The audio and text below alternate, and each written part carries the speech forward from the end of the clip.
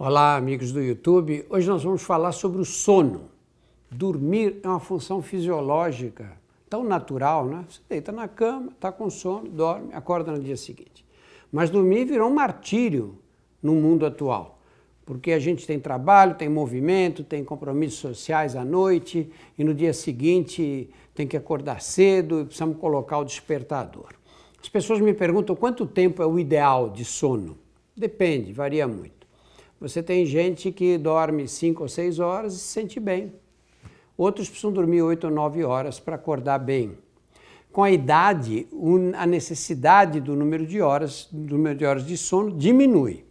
Você vê que a criancinha pequena dorme praticamente o dia inteiro, acorda, mama e dorme de novo, né? Depois, com a idade, a gente vai dormindo menos. Agora, uma forma boa de você saber qual é o número de horas ideal para o seu caso, fazer o seguinte. Primeiro, você tem que dormir um número de horas de tal forma que você não tenha sono durante o dia.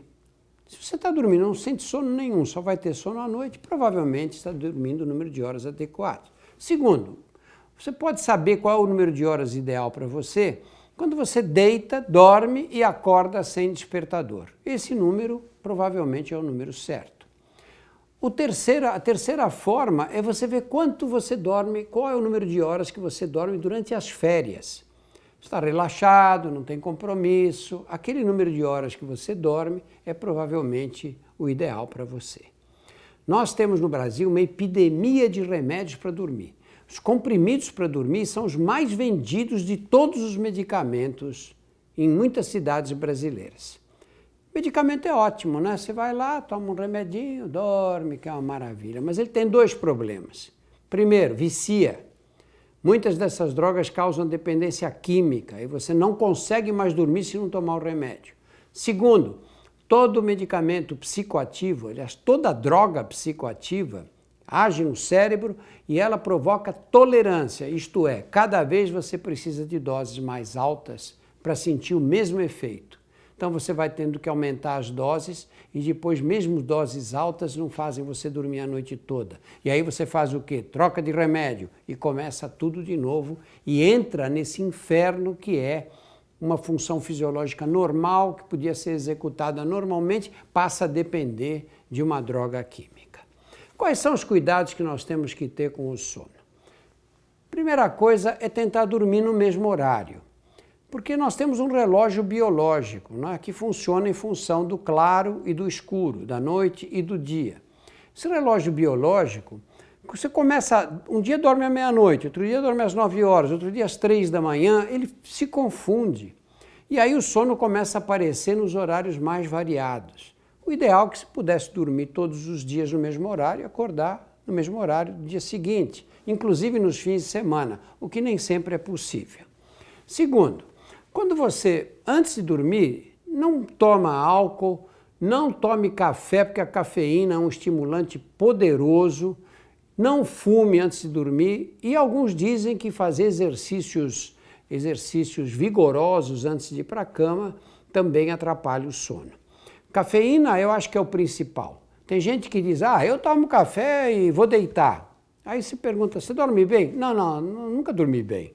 Experimenta tirar a cafeína, experimenta parar de tomar café ao meio-dia para ver se o seu sono não melhora. Outra coisa importante, não fique vendo televisão na cama, porque isso tira o sono. A luz branca da televisão é um estimulante poderoso.